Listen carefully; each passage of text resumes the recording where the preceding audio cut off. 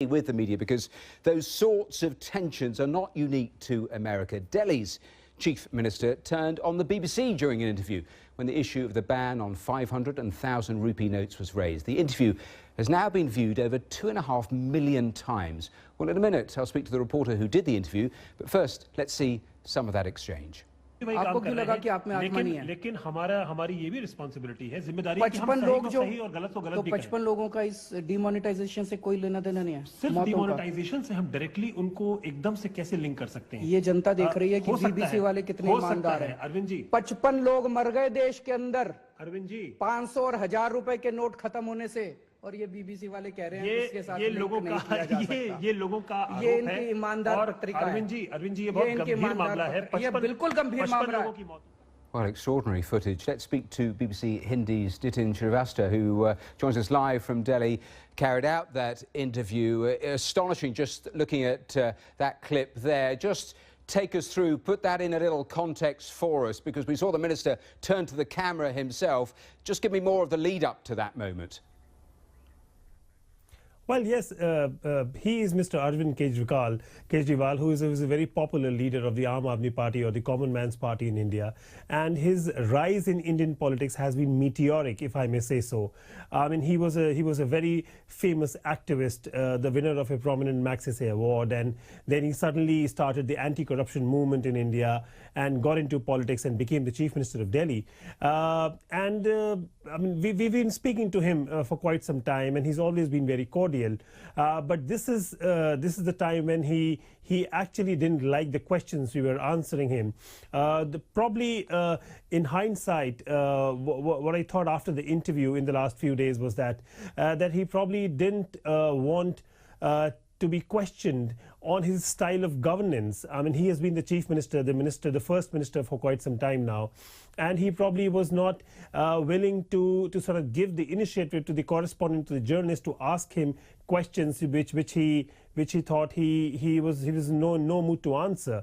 And he, of course, has been talking about a rollback of the demonetization of the currency ban, the note ban, the thing that the Indian government has recently announced. But he's one amongst the minority of politicians or political parties who's been demanding that.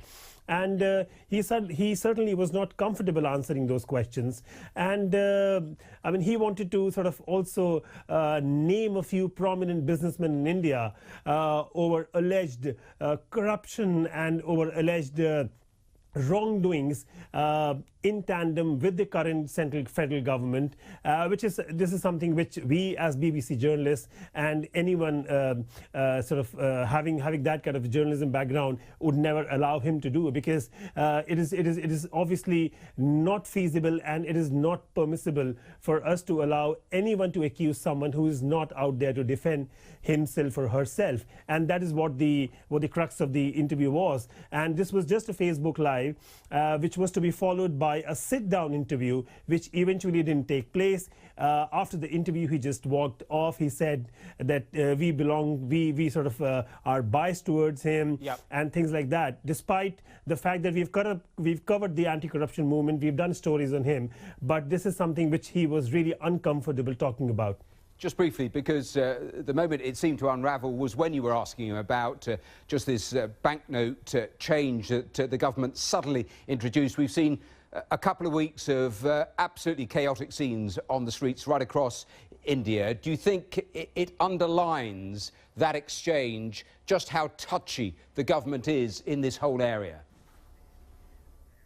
Well, yes, this is something which is really debatable, and this is something which has really been talked about. There are people out there in the streets, outside banks, outside ATMs, standing in queues for hours and hours. They talk about their problems, they talk about their daily needs which have been affected. And there are also people who say that this might be a move which can be helpful to the government in the future. Nitin, they're live for us in Delhi. Continue.